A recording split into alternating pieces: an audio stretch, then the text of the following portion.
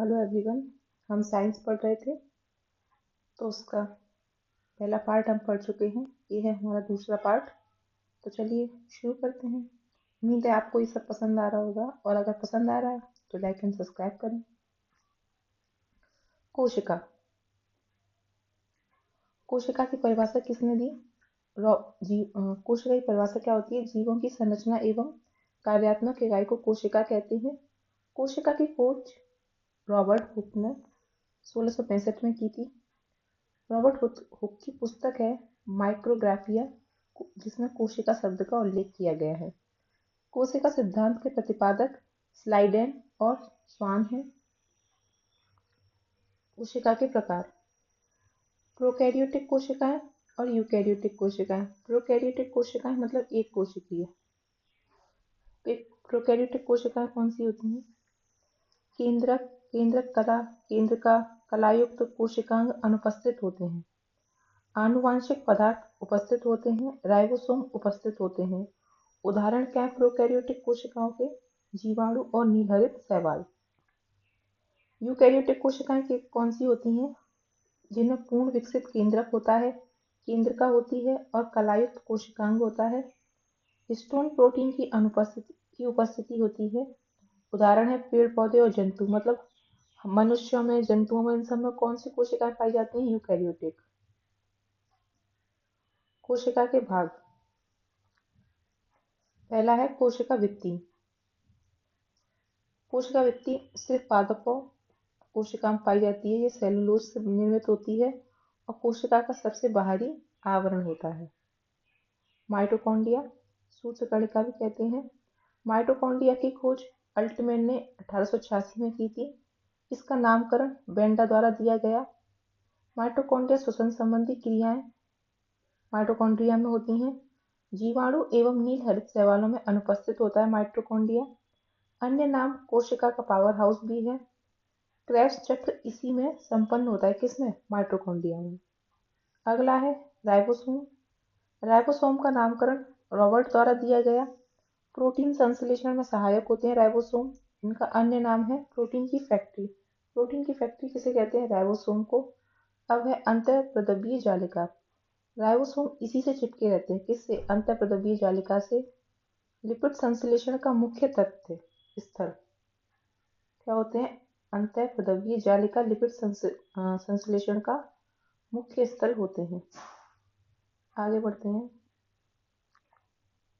केंद्रक। केंद्रक की खोजकर्ता रॉबर्ट ब्राउन 1831 में केंद्रक की खोज की थी। यूकैरियोटिक कोशिकाओं में उपस्थित होता है और प्रोकैरियोटिक में अनुपस्थित होता है। आनुवांशिक पदार्थ डीएनए का स्रोत केंद्रक होता है। लाइसोसोम को आत्मघाती थैली या सुसाइडल बैग भी कहते हैं। लाइसोसोम की खोज डी डुवे ने 1958 में की थी। कोशिकाएं में लाइसोसोम का निर्माण होता है। स्तनधारियों की लाल रक्त कणिकाओं में अनुपस्थित होते हैं लाइसोसोम। गोल्जिकाएं। गोल्जिका की खोज कैमिलो गोल्जी ने 1898 में की थी। इस गोल्जिका की क्रियात्मक इकाई है सिस्टर्नी। गोल्जिका का अन्य नाम गोल्जी उपकरण कोशिका के अणुओं का यातायात प्रबंधक है।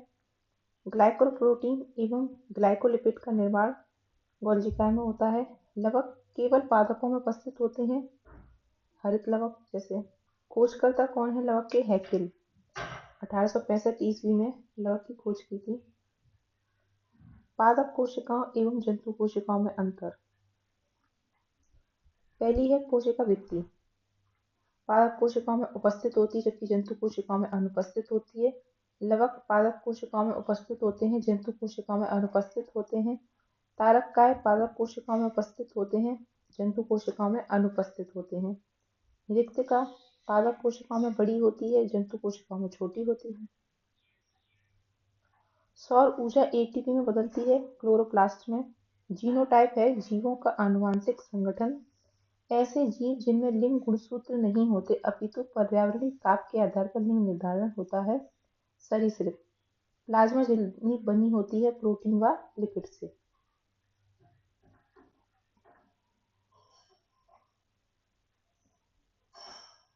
अगला है लवकों के प्रकार। प्लास्टिड्स। पहला है ल्यूकोप्लास्ट। अवर्णीय लवक सूर्य के प्रकाश से वंचित पादप भागों में विद्यमान रंगहीन लवक संग्राहक ऊतक। इसकी अवस्थिति होती है जड़ एवं भूमिगत तनों में। वर्णीय लवक क्रोमोप्लास्ट रंगहीन लवक होते हैं और वर्णीय लवक की अवस्थिति होती है पुष्प, फल, वित्ती, बीज आदि में। उदाहरण है वर्णीय लवक के टमाटर का लाल रंग लाइकोपीन के कारण, गाजर का रंग कैरोटीन के कारण, चुकंदर का रंग विटामिन के कारण, पत्तियों का पीला रंग कैरोटीन के कारण। पादपों की पराबैंगनी किरणों से रक्षा हरित हल्के नीले रंग वाला फाइकोसाइनिन।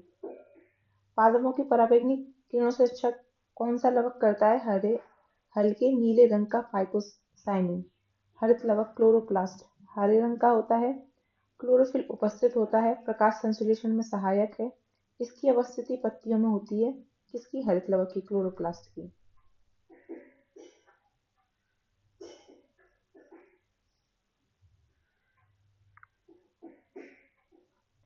पौधों से प्राप्त उत्पाद। अदरक कौन सा अंग पादप का प्रकंद होता है? आलू स्तंभकंद या रूपांतरित तना होता है। लहसुन सलगकंद, सूरन जिमीकंद घनकंद होता है। गन्ना रूपांतरित तने का भाग है। सलजम रूपांतरित जड़, गाजर की रूपांतरित जड़, शकरकंद रूपांतरित जड़, लौंग पुष्पकलिका, केसर पुष्पवर्तिका, हल्दी प्रकंद। नाभिक केंद्रक के अतिरिक्त डीएनए की उपस्थिति वाले कोशिकांग हैं माइटोकॉन्ड्रिया एवं हरित लवक। जीवों के प्रत्यक्ष रूप से दिखने वाले लक्षण हैं फिनोटाइप। जीवों में अत्यधिक विविधता का कारण है उत्परिवर्तन म्यूटेशन। प्रकमित कोशिका मृत्यु को कोशिकीय और आणविक नियंत्रण है एपोटोप्सिस। जो आपको अगर थोड़ी सी साउंड आ रही है बर्तन धुलने की तो मैं माफ़ी चाहूँगी उसके लिए, क्योंकि क्या कर सकते हैं, घर का काम भी नहीं रोक सकते। आनुवांशिकता की परिभाषा ऐसी प्रक्रिया जिसमें आनुवांशिक लक्षणों सजीवों के एक पीढ़ी से दूसरी पीढ़ी में प्रसारित लक्षण एक पीढ़ी से दूसरी पीढ़ी में प्रसारित होते हैं, उसे आनुवांशिक लक्षण कहते हैं। आनुवांशिकता का पता ग्रेगर जॉन मेंडल ऑस्ट्रिया के थे। इन्होंने उद्यान मटर पर प्रयोग किया था।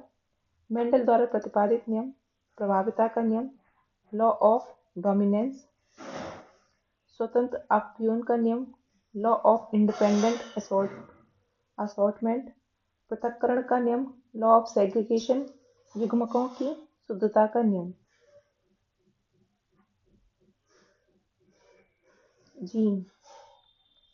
जीन आनुवांशिकता की मूलभूत इकाई जीन होती है। जीनों का उत्परिवर्तन अनुक्रम के आधार में परिवर्तन होता है, उससे जीनोम बनते हैं और जीनों का अनुक्रम निर्धारित होता है। जीन का नामकरण विल्हेम जोहानसन ने 1909 में किया। जीनोम चित्रण जीनोम के सभी गुणसूत्रों का संरचनात्मक एवं प्रक्रियात्मक संगठन जीनोम चित्रण कहलाता है। आनुवांशिक लक्षण धारण करने वाली क्रोमोसोम पर स्थित डीएनए से बनी अतिसूक्ष्म संरचनाएं जीन कहलाती हैं।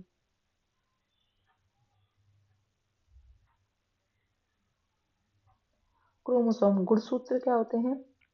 आनुवांशिक लक्षणों को प्रसारित करने का माध्यम गुणसूत्र होते हैं। क्रोमोसोम गुणसूत्र की खोज कार्ल विल्हम ने की थी। कार्ल विल्हम वॉन नागिली ने 1842 में की थी। ये न्यूक्लियोप्रोटीन के बने होते हैं, जीन धारक होते हैं। नामकरण वॉल्डेयर ने 1888 में दिया था। प्रजातियों में क्रोमोसोम की संख्या निश्चित व स्थिर होती है। जंपिंग जीन प्लावम जीन की खोजकर्ता बारबरा मैकिलटॉक यूएसए के, इन्होंने नोबेल पुरस्कार दिया है 1983 में। सर्वप्रथम मक्का में प्रयोग किया था इन्होंने जीन का पता लगाने के, जंपिंग जीन का पता लगाने के लिए।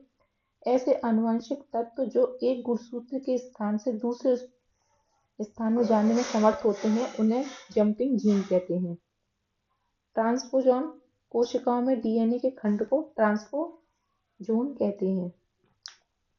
ट्रांसक्रिप्शन रिवर्स ट्रांसक्रिप्शन, देखो डीएनए का आरएनए में बदलना ट्रांसक्रिप्शन कहलाता है और आरएनए का डीएनए में रूपांतरण रिवर्स ट्रांसक्रिप्शन कहलाता है।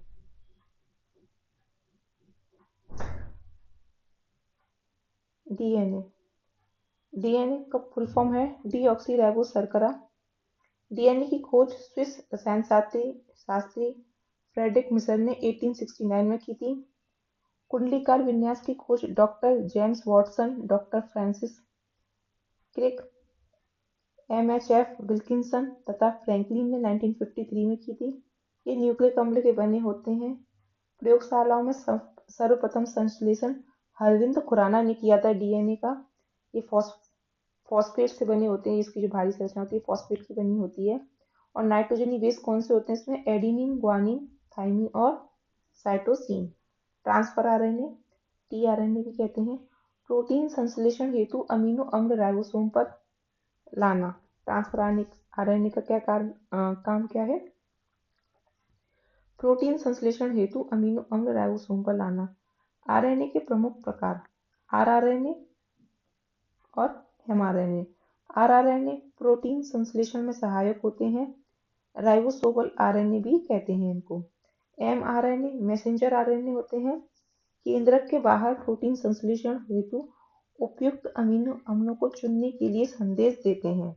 मैसेंजर है तो मैसेज देते हैं। DNA deoxy ribonucleic acid, RNA ribonucleic acid.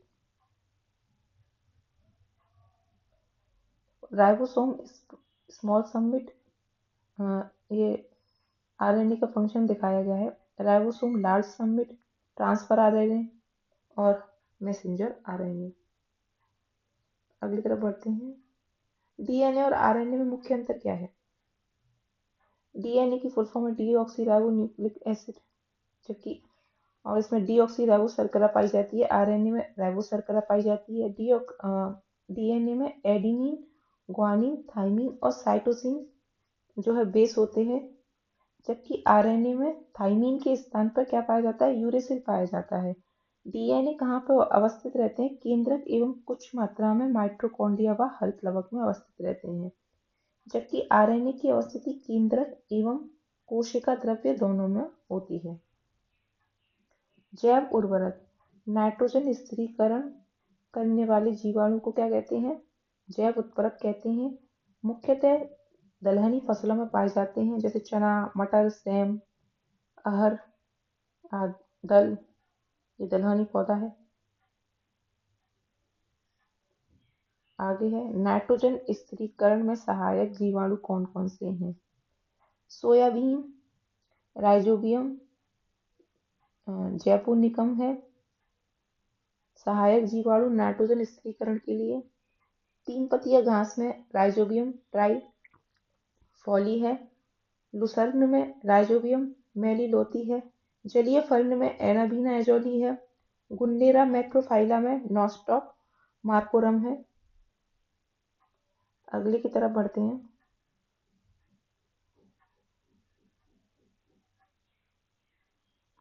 जैव उर्वरक, तो जैव उर्वरक क्या होते हैं? सूक्ष्म जीवों एवं जीवाणुओं से युक्त खाद को जैव उर्वरक कहते हैं।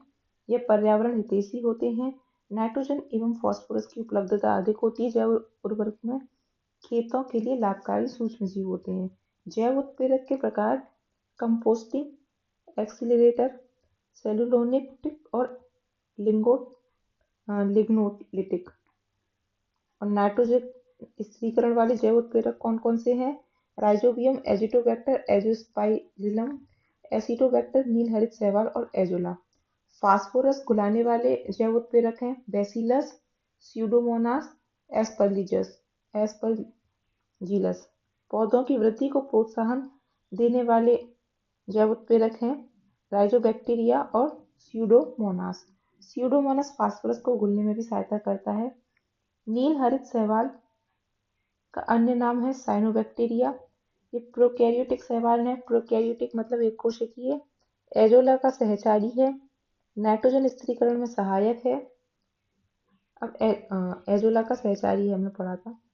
एजोला क्या होते हैं? पत्तियों की पृष्ठीय सतह पर साइनोबैक्टीरियम एनाबीना एजोली नाइट्रोजन स्थिरीकरण करता है। जलीय फर्ण इसका उदाहरण है। दुधारू पशुओं को खिलाने पर दुग्ध की मात्रा बढ़ जाती है। ये नाइट्रोजन कर स्थिरीकरण को बढ़ाते हैं, जिससे उपज की क्षमता क्या हो जाती है, बढ़ जाती है। कंकाल व मांसपेशीय तंत्र। कंकाल हड्डियों से बना ढांचा है, कार्य शरीर को आकृति देना है। मानव का कंकाल तंत्र। अक्षीय कंकाल तंत्र में 80 स्थितियां होती हैं और उपांगीय में 126 हड्डियां होती हैं। कुल 206 हड्डियां होती हैं मानव में। बाह्य कंकाल, ये देखो बाल, नाखून, रोम, नाखून। नाखून किससे निर्मित होते हैं? अल्फा केराटिन से निर्मित होते हैं। इनमें रक्त संचरण नहीं होता, इसीलिए काटने पर दर्द नहीं होता। ये बाह्य कंकाल के उदाहरण हैं। मृत कोशिकाओं के द्रव्य से निर्मित होते हैं क्या? नाखून। बने किससे होते हैं? अल्फा केराटिन से। मांसपेशीय तंत्र। मांसपेशियों से निर्मित होता है। कार्य शरीर को सहारा, दृढ़ता व गति देना होता है। शरीर को आकार प्रदान करने का काम कौन करता है? कंकाल तंत्र। और उसको मजबूती प्रदान करने का कार्य करती हैं मांसपेशियां। खोपड़ी में कितनी हड्डियां होती हैं? 29, 29। खोपड़ी यानी स्कल। कपाल, कपाल मतलब खोपड़ी के ऊपर का भाग कपाल, उसमें 8 अस्थियां होती हैं। चेहरे में 14 होती हैं। कान में 6 होती हैं। रीढ़ की हड्डी में जब बड़े हो जाते हैं तो 26 अस्थियां होती हैं, लेकिन बचपन में 33 होती हैं। तो अभी वर्तमान में आप में और हम में कितनी अस्थियां हैं रीढ़ की हड्डी में? 26। पसलियां, पसलियां 24 होती हैं, 12 जोड़ों में होती हैं, यानी 12 एक तरफ और 12 बच्चे के दूसरी तरफ। फ्लोटिंग रील्स, तैरती पसलियां 2 जोड़ी होती हैं, 11वीं और 12वीं पसली। मनुष्य के शरीर में पाए जाने वाले प्रमुख तत्व। तो सबसे ज्यादा तो ऑक्सीजन से बना होता है 65%। उसके बाद कार्बन से 18.5%। उसके बाद हाइड्रोजन से, उसके बाद नाइट्रोजन, कैल्शियम, फॉस्फोरस।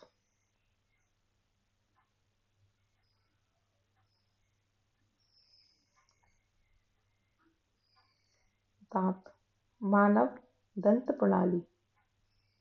जीवन काल में 20 दांत 2 बार विकसित होते हैं, द्विदंती, प्लस 12 स्थायी चर्वणक दांत सिर्फ एक बार विकसित होते हैं, इन्हें एक दंतीय कहते हैं। जैसे अकल दांत वगैरह आते हैं वो एक एक ही बार आती हैं, इसीलिए उनको एक दंतीय कहते हैं। दंत फलक enamel, enamel plus calcium phosphate plus calcium carbonate से मिलकर बना होता है। ये कृदंतक, रदनक, चवर्णक और चवर्णक, ये दांतों के प्रकार हैं। ये देखो, ये कृदंतक पीछे की साइड होते हैं, ये रदनक साइड में होते हैं, अग्रचर्णक आगे के जो चबाने के काम आते हैं, चवर्णक चबाने के काम आने वाले। परीक्षा की दृष्टि से उपयोगी। कूल्हे के जोड़ का प्रतिस्थापन कहलाता है ऑर्थोप्लास्टी। मानव हड्डियों में सर्वाधिक मात्रा में पाए जाने वाला लवण है कैल्शियम फॉस्फेट। अस्थि एवं दंत निर्माण हेतु आवश्यक तत्व है कैल्शियम, फॉस्फोरस और फ्लोरीन। मानव शरीर का सबसे कठोर भाग है दंतवलक एनामेल, जो बाहरी परत होती है दांतों की। जबड़ा, मैंडाइल तथा कंठ के बीच जिह्वा के नीचे स्थित हड्डी हायोड, हायोड कहलाती है। गर्दन का पहला कशेरुक होता है एटलस कशेरुक। कान के बारे में पढ़ लेते हैं। कान की मांसपेशियां इंकस, मेलियस, स्टेपिज हड्डी। शरीर की सबसे छोटी हड्डी होती है ये जो मेलियस हड्डी होती है, स्टेपिज हड्डी जो होती है।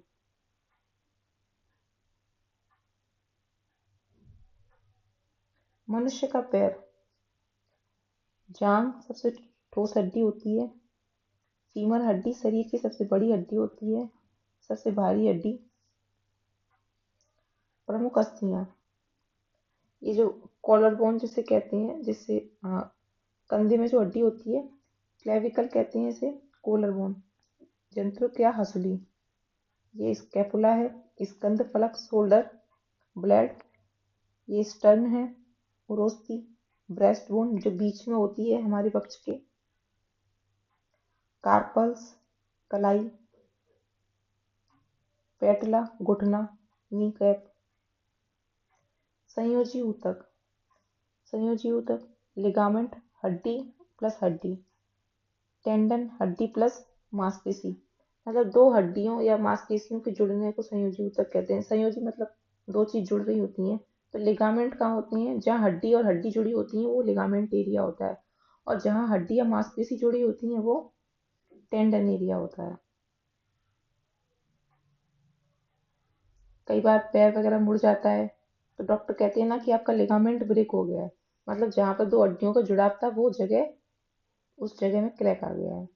पाचन तंत्र, विभिन्न भौतिक व रासायनिक क्रियाओं द्वारा भोज्य पदार्थों को सरल, छोटे व घुलनशील अणुओं में बदलना पाचन कहलाता है। पाचन किस तरह से शुरू होता है? सबसे पहले मुख, लार होती है, टाइलिन एंजाइम और लारी एंजाइम होता है मुख में।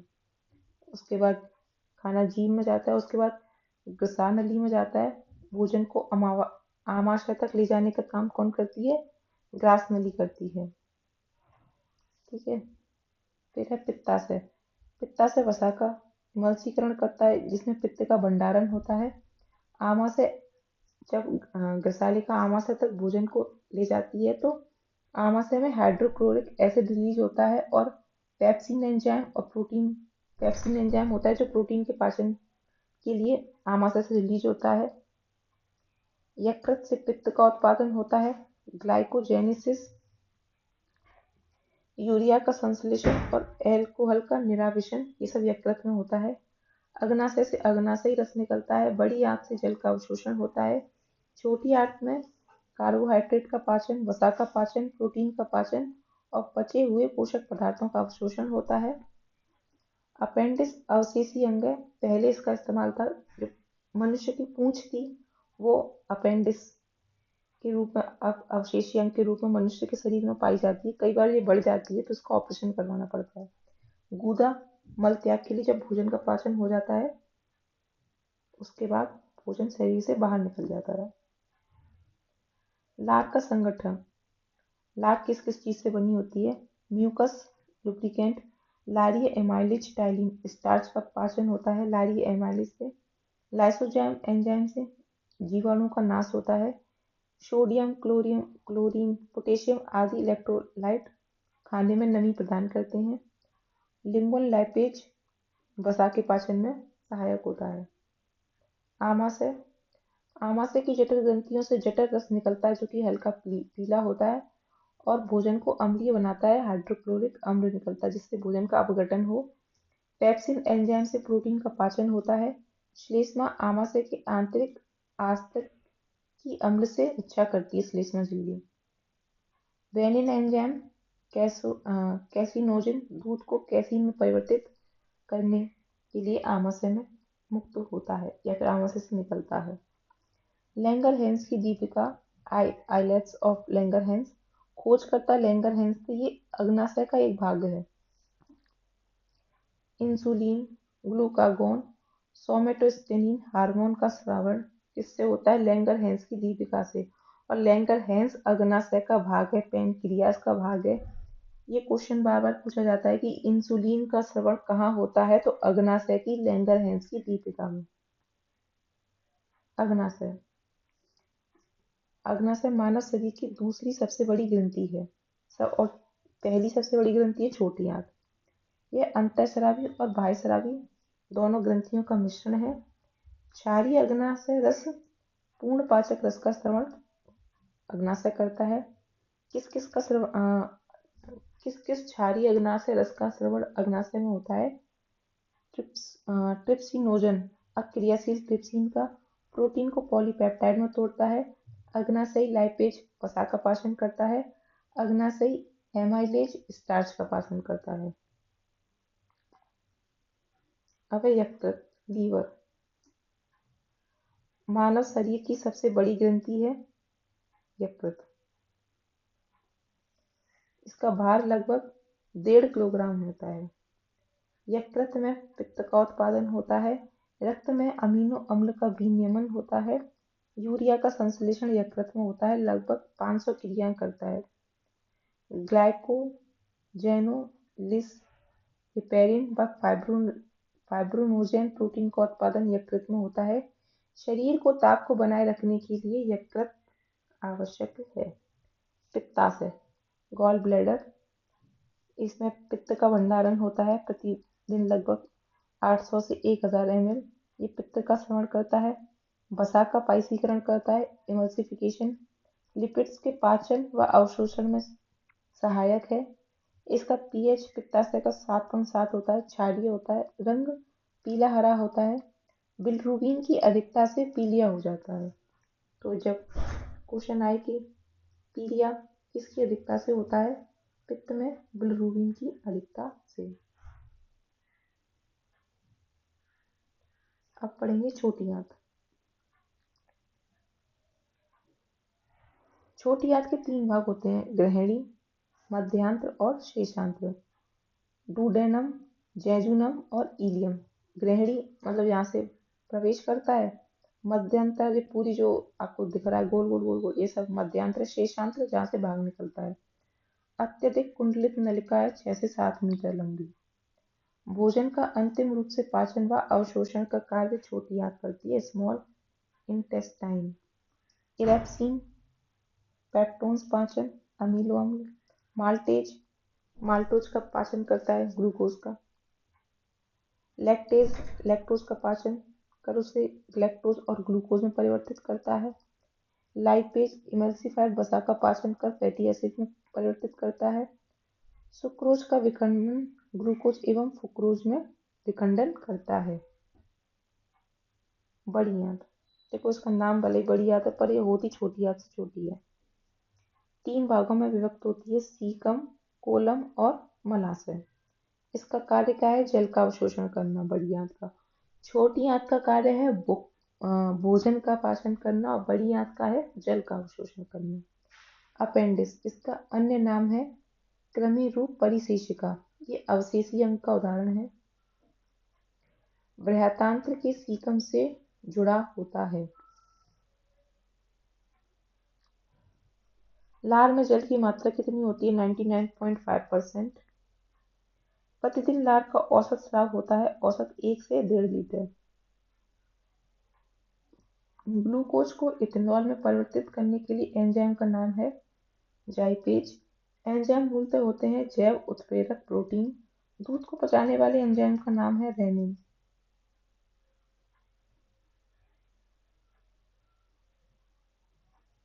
चलिए फिलहाल आज के लिए इतना ही। अगर आपको हमारी वीडियो पसंद आई तो लाइक एंड सब्सक्राइब करना ना भूलें।